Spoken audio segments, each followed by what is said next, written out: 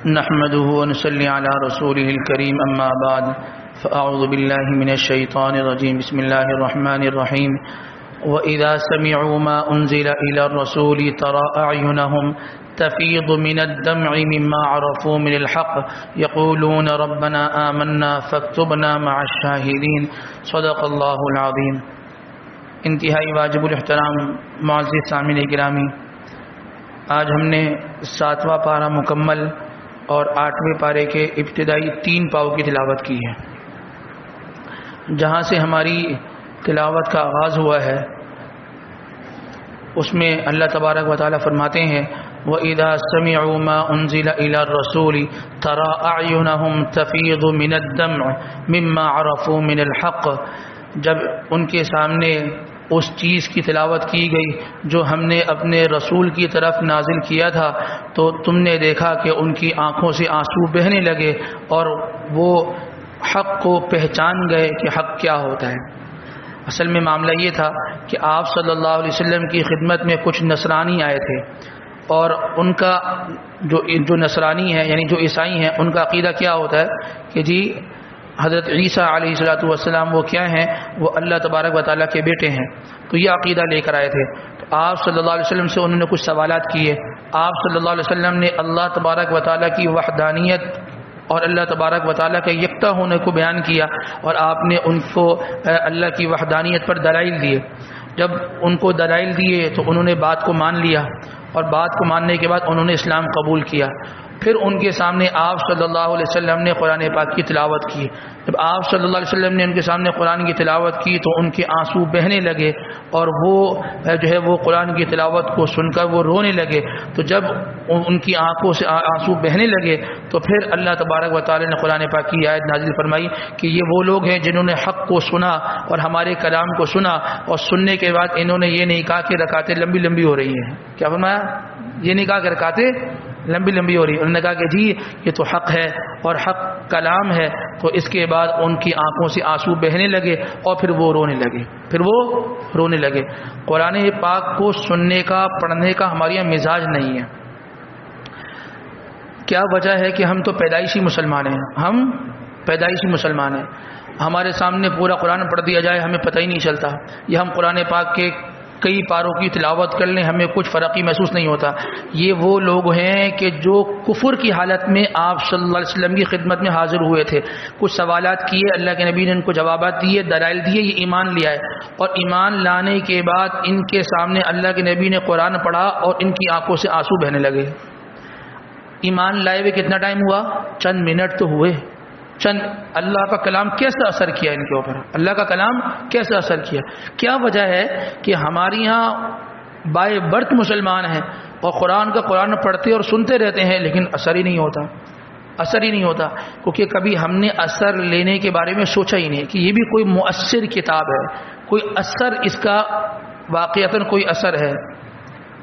سوالات یہ کرتے ہیں کہ جی تمہارا مولوی کتنی دیر میں فارغ کر دیتا ہے؟ ہمارا مولوی تو اتنی دیر میں، ہمارا والا تو بہت تیز ہے، چلو جی کل سے وہاں پر بھائی وہ کتنے بجے فارغ کر دیتا؟ جی وہ اتنے بجے۔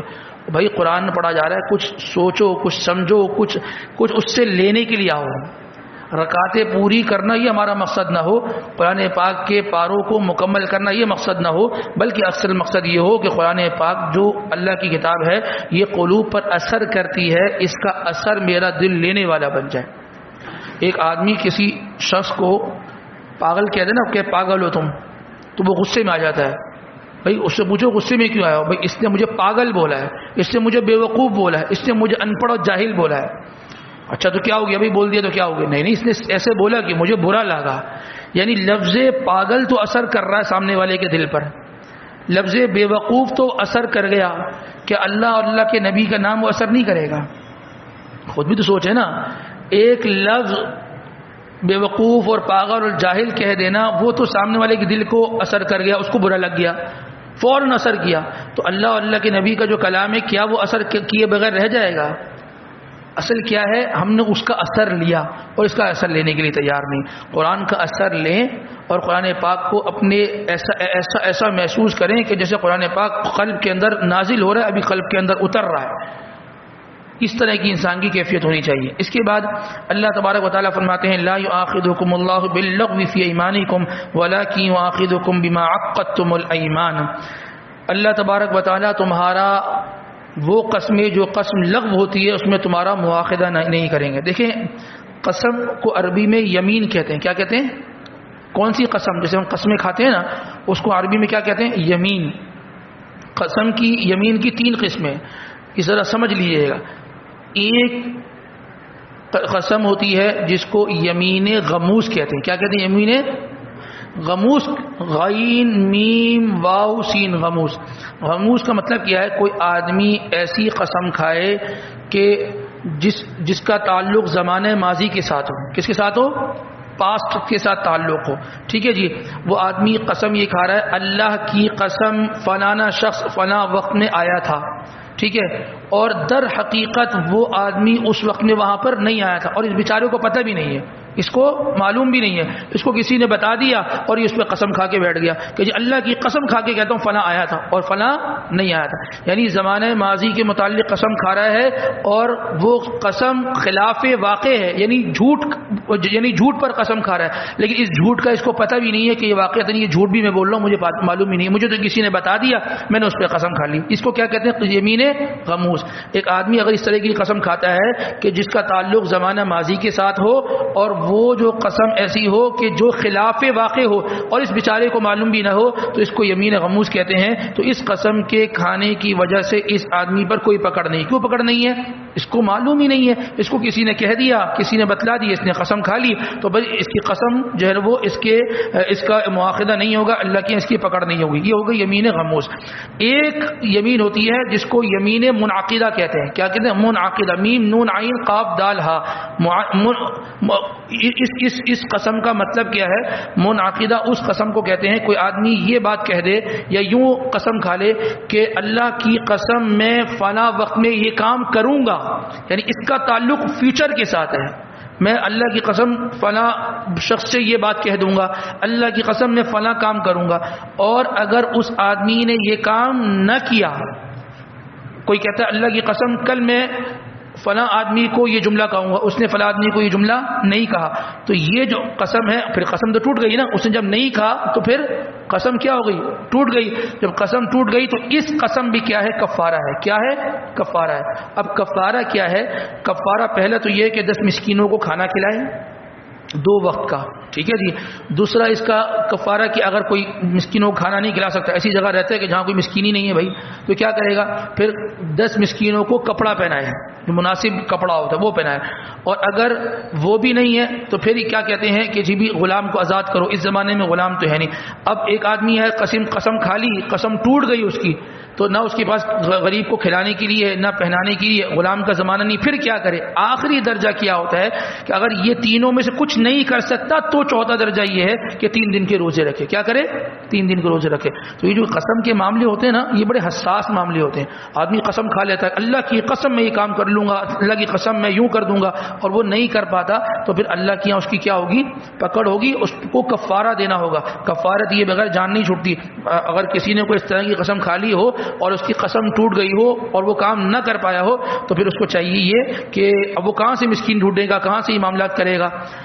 تو وہ مدارس میں چلے جائے, مدارس میں جا کے یہ بتایا کہ جی مجھے قسم کا کفارہ دینا ہے. وہ بتا دیں گے جی قسم کا کفارہ اس وقت میں اتنا چل رہا ہے, وہ رقم ان کو دے دیں, پھر وہ اس کو کفارے کو ادا کر لیں گے, انسان بری ذمہ ہو جائے گا. ٹھیک ہے نا. تو اللہ کا نام ایسے تھوڑی ہے کہ جس کا جی میں نام لے لیا, اللہ کے نام کی قسم کھا لی. اللہ کا نام ہے بھائی, اللہ کا نام ہے, اس کی ویلیو ہے.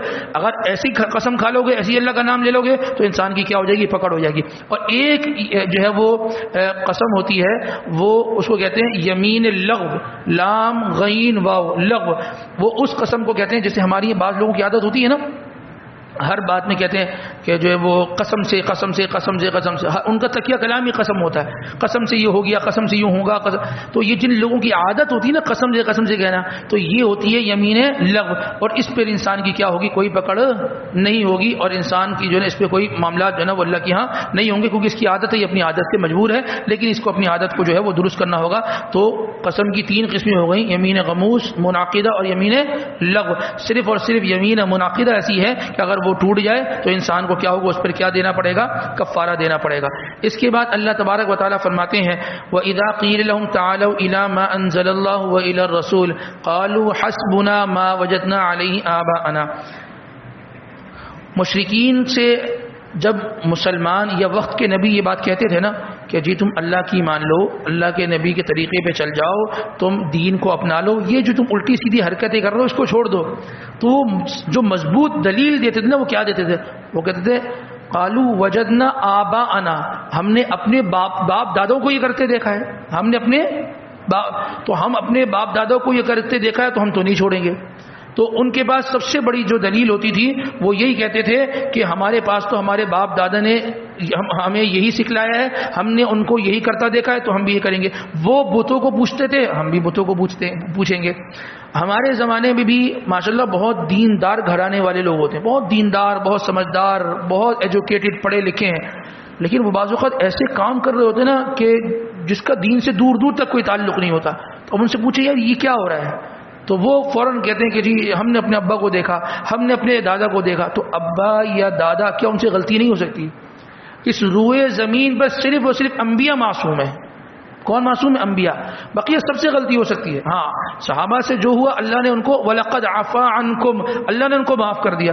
تو باپ داداؤں سے غلطی ہو سکتی ہے، جو طور طریقہ باپ داداؤں کا ہوا ہے، بعض خاندانی رسوم و رواج اتنی شادی بیاہوں پہ دیکھنے میں آتی ہیں، عجیب و غریب رسم و رواج ہیں جس کا کوئی سر پیر ہی نہیں، کوئی تک ہی نہیں بنتا، اس کی 150 مثالیں ہیں۔ اب کیا مثالیں دیں، بس وہ چیز جو شریعت اور دین سے ثابت نہیں ہے تو اس کو یہ کہہ دینا کہ جی ہماری جدی پشتی یہ چلتا آ رہا ہے، یہ ہماری کمیونٹی کے اندر یہ چیز چل رہی ہے، یہ ہمارے خاندان کے اندر یہ چیز چلتی ہے تو ہم بس کریں گے، تو وہ خاندان، وہ کمیونٹی، وہ خاندان والے وہ سب یہی رہ جائیں گے قبر میں نے جا کے جواب دینے کہ ایسا کیوں کیا۔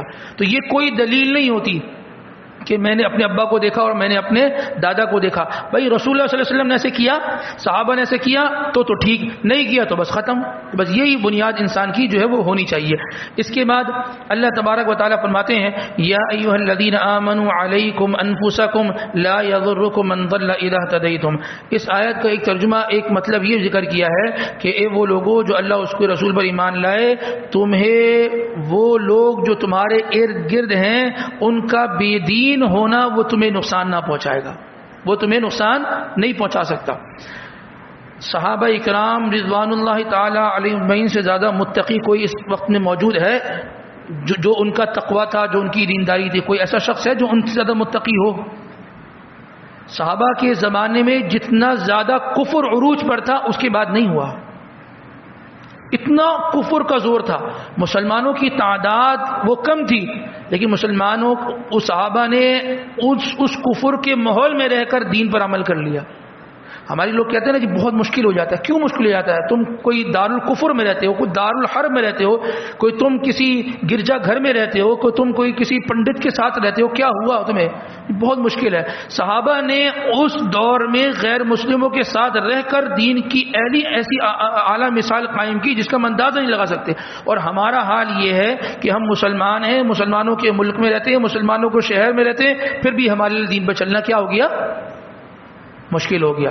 اگر میرے آفس میں میرے کولیگز، میرے ساتھ بیٹھنے والے وہ نماز نہیں پڑھتے تو کیا ہوا؟ مجھے ان کا نماز نہ پڑھنا مجھے نقصان نہ دے۔ اگر وہ زبان کو غلط استعمال کرتے ہیں تو ان کا زبان کو غلط استعمال کرنا مجھے نقصان نہ دے، میں لوگوں کا اثر نہ لوں۔ صحابہ نے لوگوں کا اثر نہیں لیا، صحابہ نے اثر ڈالا، صحابہ مؤثر تھے، اثر ڈالنے والے تھے۔ صحابہ سے کوئی معاملات کرتا تو وہ کہتا یہ کیسے لوگ ہیں، یہ کہاں سے آئے یہ لوگ؟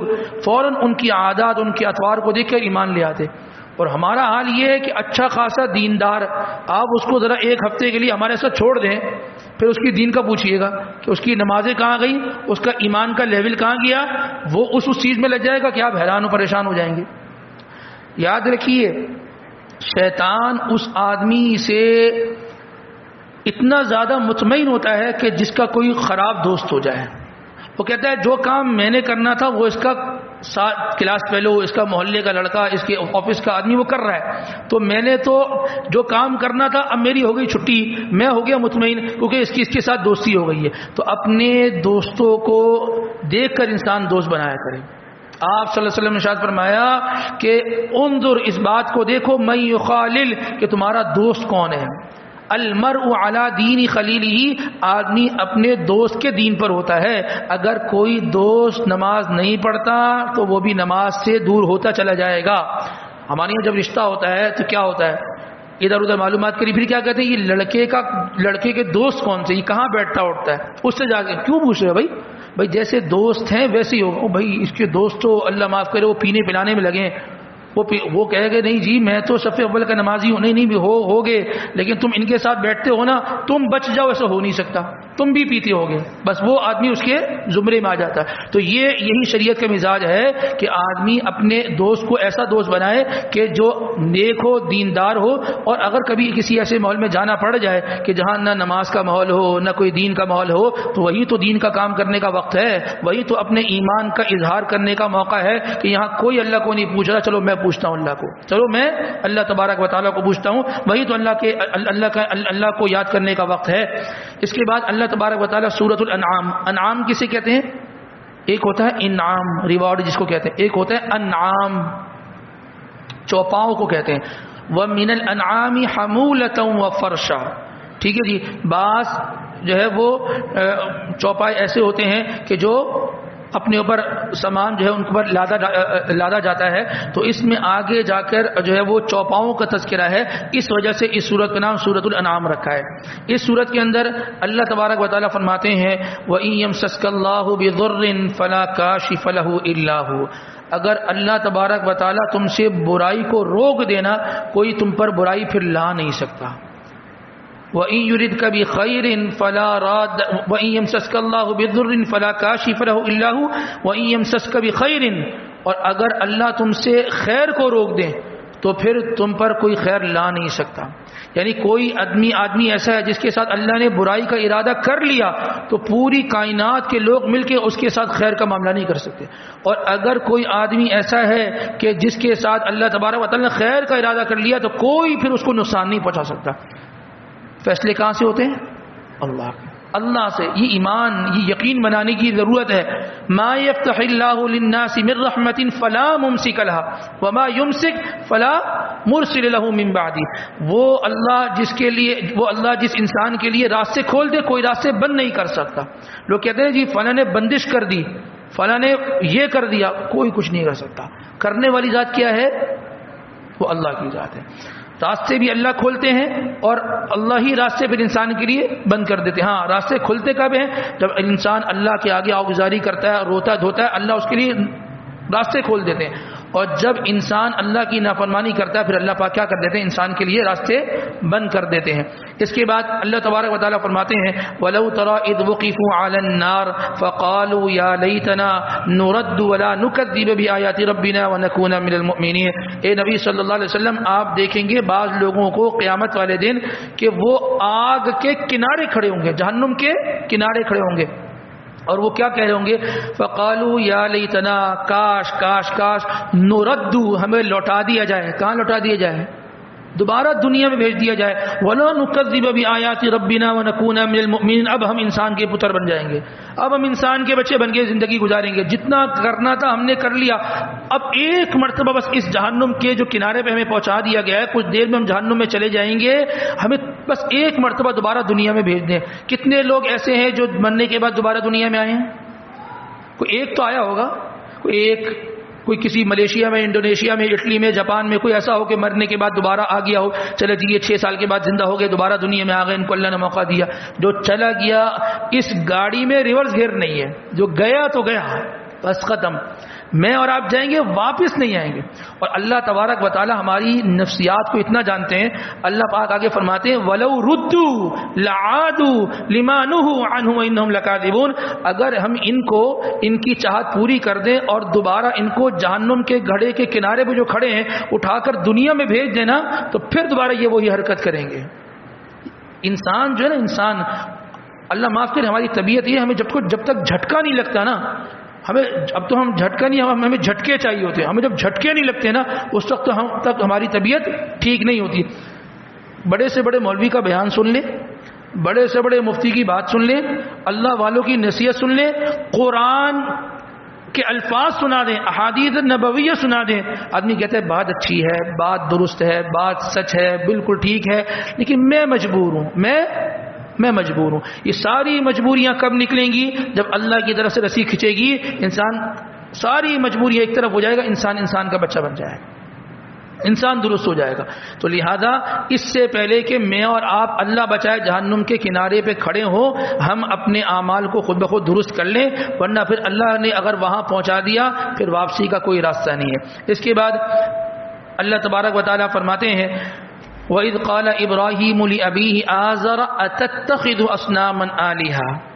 حضرت ابراہیم علیہ السلام یہ وقت کے نبی ہیں، انہوں نے اپنے والد جن کا نام کیا تھا آزر تھا، بعضوں نے لکھا یہ ان کے چچا تھے، بہرحال والد ہو یا چچا ہو دونوں تقریباً برابر ہی ہوتے ہیں، انہوں نے اپنے چچا سے یہ بات کہی کہ آپ کو کیا ہو گیا کہ اصنامًا آلہہ، آپ ان بتوں کو پوجتے ہیں۔ اب اپنی قوم میں دین کا کام کیا نا، اپنی قوم میں دین کا کام کیا، تو جب دین کا کام کرنا ہوتا ہے نا آدمی کو، تو بڑا سنبھل کر بڑا طریقے سے کام کرنا ہوتا ہے۔ اگر آپ کسی کو یہ کہہ دیں کہ آدمی بیچارہ نماز نہ پڑھتا، او بے نمازی، وہ پھر نہیں آئے گا نماز پہ۔ بعض لوگ اپنی اولادوں کی تربیت کرنا چاہتے ہیں، لیکن وہ تربیت کا ایسا انداز ہوتا ہے کہ باپ مر جائے گا لیکن بچہ سیدھا نہیں ہوگا۔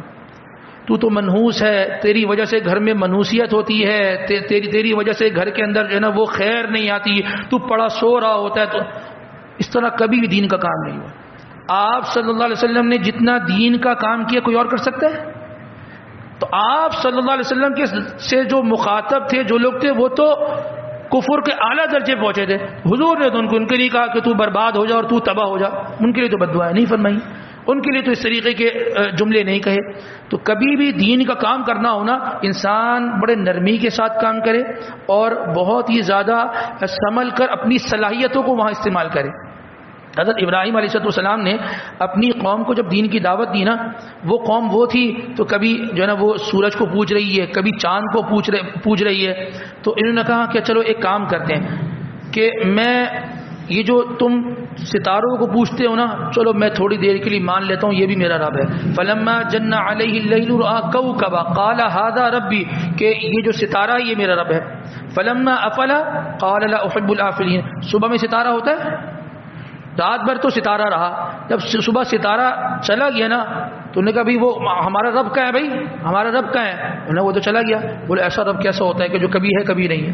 رب تو وہ ہوتا ہے جو ہمیشہ سے ہو اور ہمیشہ رہے۔ تو انہوں نے کہا اچھا چلو ٹھیک ہے۔ ان کو قوم کو سمجھ میں آئی نا بات، کچھ بات کر رہا ہے، لاجیکل بات کر رہا ہے۔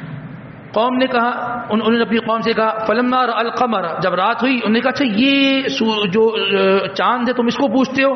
فلما رأى القمر بازغا قال هذا ربی، کہا کہ چلو یہ میرا رب ہو گیا۔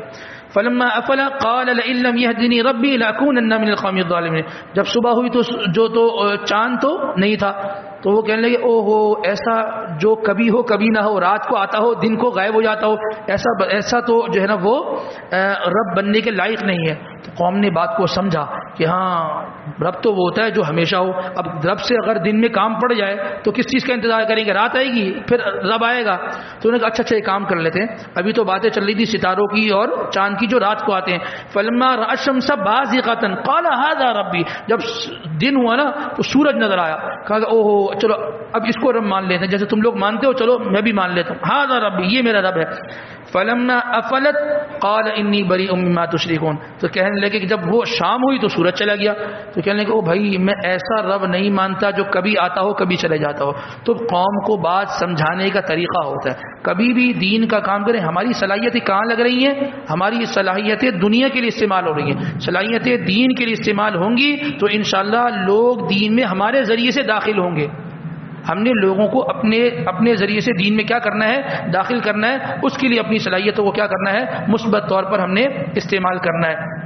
اس کے بعد اللہ تبارک و تعالیٰ فرماتے ہیں وَلَا تَسُبُّوا الَّذِينَ يَدْعُونَ مِن دُونِ اللَّهِ فَيَسُبُّوا اللَّهَ عَدْوًا بِغَيْرِ عِلْمٍ، یہ ہمارے یہاں بعض لوگوں کا مسئلہ ہے، یہ مسئلہ سمجھ لیں۔ اللہ پاک فرماتے ہیں کہ تم لوگ غیر مسلموں کے معبودوں کو، معبودان باطلہ کو برا بھلا مت کہا کرو۔ بعض لوگ عیسائیوں کو کہتے ہیں تمہارا معبود تو فلاں ہے، گالیاں دیتے ہیں، برا بھلا کہتے ہیں۔ کیوں منع کیا؟ کیا وہ کوئی نیک ہیں ان کے بت جو بنے ہوئے ہیں؟ نیک تو نہیں ہے نا، کیوں برا بلا کیا؟ اس لیے کہ فیسب اللہ عدوا بغیر علم، تم ان کے معبود کو برا بلا کہو گے، وہ تمہارے معبود کو یعنی اللہ کو نعوذ باللہ من ذلک برا بلا کہیں گے۔ آپ صلی اللہ علیہ وسلم نے ایک موقع پہ ارشاد فرمایا کہ بھئی تم میں سے کوئی اپنی والدہ کو گالی نہ دے، تو صحابی فرمانے لگے کہ لیکن بھی والدہ کو کون گالی دے گا؟ بولا والدہ کو گالی دو گے نہیں لیکن ذریعہ بن جاؤ گے، تم کسی کی والدہ کو گالی دو گے وہ تمہاری والدہ کو گالی دے گا، تو اس لیے کوئی اپنی والدہ کو گالی نہ دے، یعنی کسی اور کی والدہ کو نہ دے تو وہ تمہاری والدہ کو گالی نہیں دے گا۔ یہ جو ہماری ایک مزاج ہے نا، دوسروں کے دین کو ان کے مذہب کو برا بھلا کہہ دینا، یہ مزاج کوئی اچھا مزاج نہیں ہے۔ ہمیں کیا کرنا چاہیے؟ دیکھیں ایک جگہ اگر اندھیرا ہو نا، اندھیرا ہم کہتے رہے یہ اندھیرا یہ اندھیرا اندھیرا، وہ اندھیرا اندھیرا ہی رہے گا، کبھی ختم نہیں ہوگا۔ چپکے سے کیا کرنا، ایک چراغ لا کر رکھ دینا، وہ اندھیرا خود بخود ختم ہو جائے گا۔ ہم یہ کہیں گے یہ غلط ہے یہ غلط ہے یہ غلط ہے، تو وہ اسی طریقے سے معاملات چلتے رہیں گے، وہ غلط غلط ہی رہے گا۔ ہم کیا کریں گے؟ ہم کہیں گے صرف سنت طریقہ یہ ہے، ہم نے سنت راستہ سامنے رکھ دیا، یعنی صحیح یہ ہے، اس کے علاوہ جو ہے وہ سب خود بخود سمجھ جائیں گے، اس کے علاوہ جو تھا وہ سب غلط تھا۔ تو ہم باطل چیزوں کو ذکر نہ کریں، ہم حق کو ذکر کر دیں گے تو باطل خود بخود واضح ہو جائے گا۔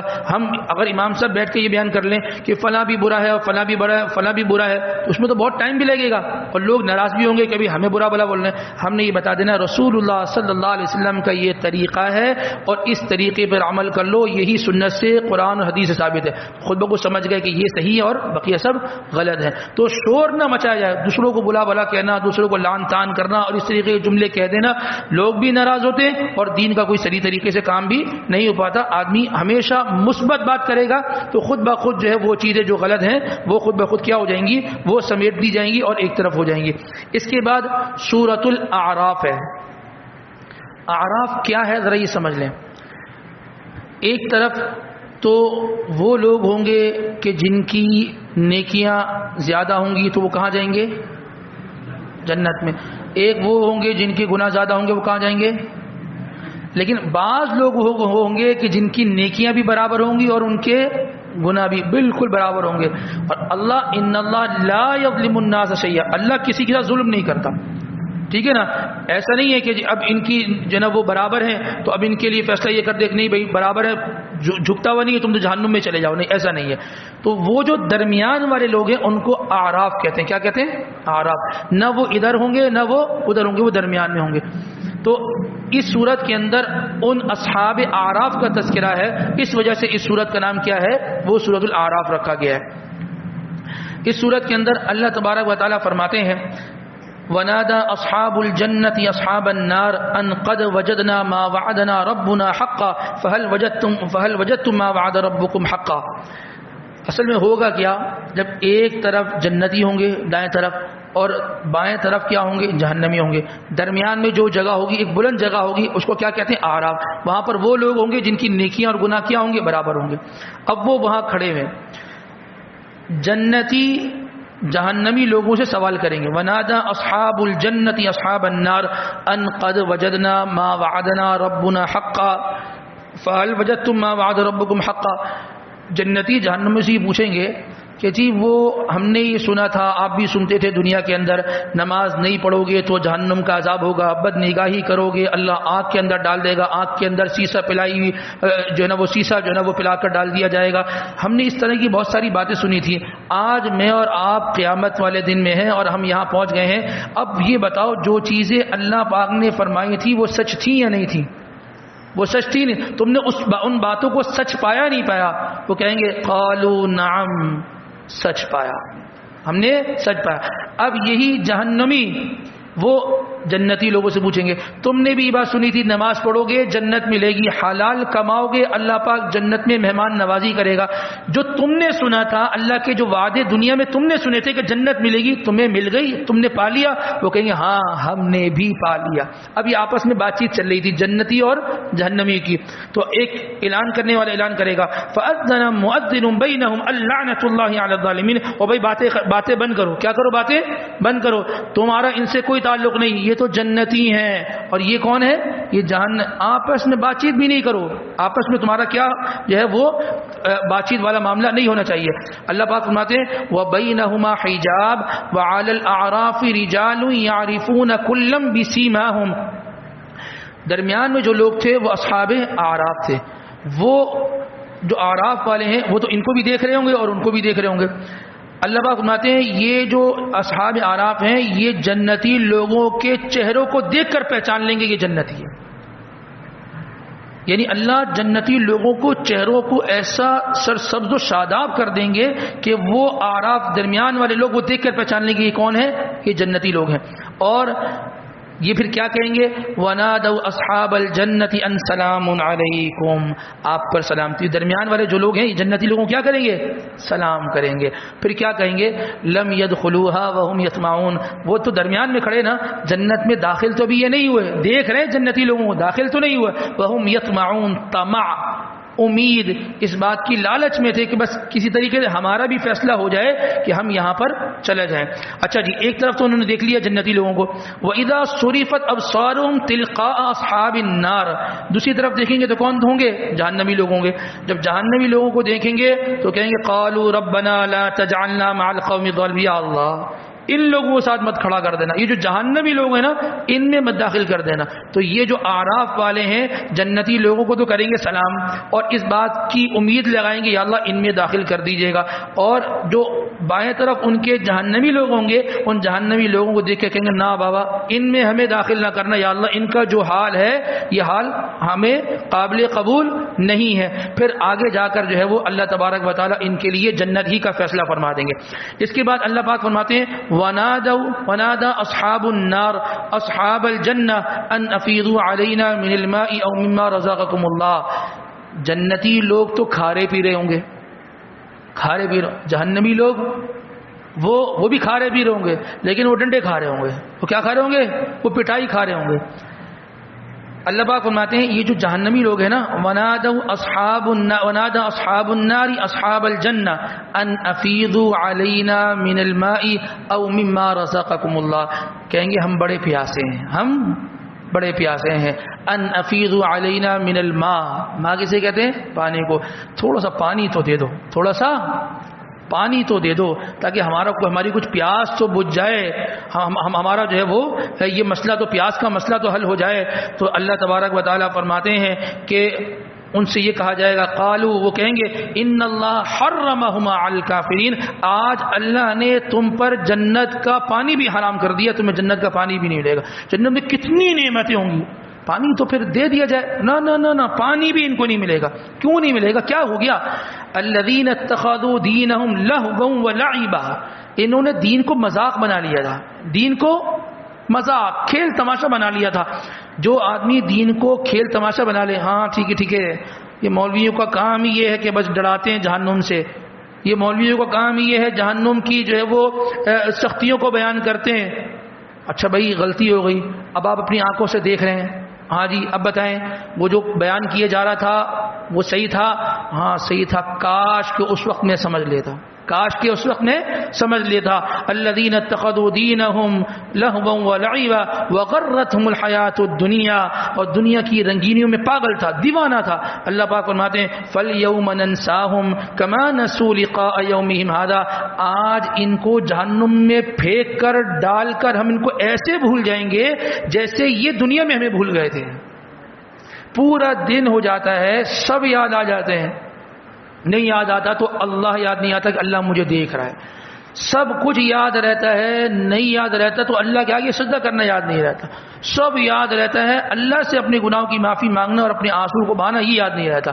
تو دیکھیں یہ جنت, یہ جہنم, یہ قصے کہانیاں نہیں ہیں, یہ حقیقت ہے. اور دیکھیں جہاں ہم جتنے بیٹھے ہیں نا, ہر ایک کے لیے کوئی نہ کوئی فیصلہ تو ہوگا. اللہ بچائے کسی کے لیے تو جہنم کا ہوگا, کوئی بائیں طرف ہوگا, یا تو کوئی دائیں طرف ہوگا جو جنت میں ہوگا.